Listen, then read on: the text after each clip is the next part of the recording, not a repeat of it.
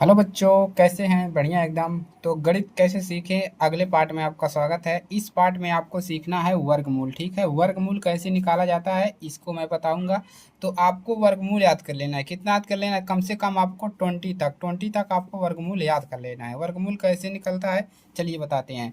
अगर हमको एक का वर्गमूल पता करना हो तो एक का वर्गमूल कितना होता है? एक होता है। तो दो का वर्गमूल अगर हम बात करें, दो का वर्गमूल चार होता है। तो ये वर्गमूल निकलता कैसे है चलिए बताते हैं। जैसे हमको दो का वर्गमूल निकालना है, दो का क्या निकालना है? वर्गमूल। तो दो का वर्गमूल अगर हमको निकालना है तो हम क्या कर देंगे, इसी का दो बार गुणा कर देंगे आपस में।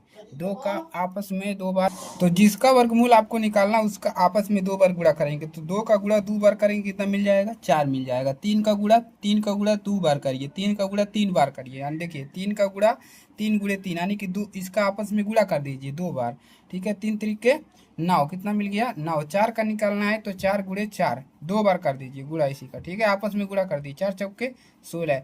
तो यहाँ पर कितना हो जाएगा? नौ का वर्गमूल कितना हो जाएगा? तीन का नौ हो जाएगा। चार का वर्गमूल होगा आपका चार चौके 16, पाँच का पाँच पचे 25। ठीक है, जिसका निकालना है उसी का आपस में गुणा करना है। छः का निकालना है, छः चौके 36। ठीक है, तो वर्गमूल आसान है ना। सात का वर्गमूल कितना होगा? सात का गुणा कर दीजिए, सात सते 49, कितना हो जाएगा? सात का गुणा सात बार 49। आठ का गुणा आठ बार, आठ का निकालना है तो आठ गुणे आठ, आठ अठाई 64, कितना हो जाएगा? आठ का वर्गमूल 64। नौ का वर्गमूल नौ नवा 81। ठीक है, इसी प्रकार से 10 का वर्गमूल कितना हो जाएगा? 10 दहिया में 100। ठीक है, 100 मिल जाएगा। 11 का मूल कितना हो जाएगा?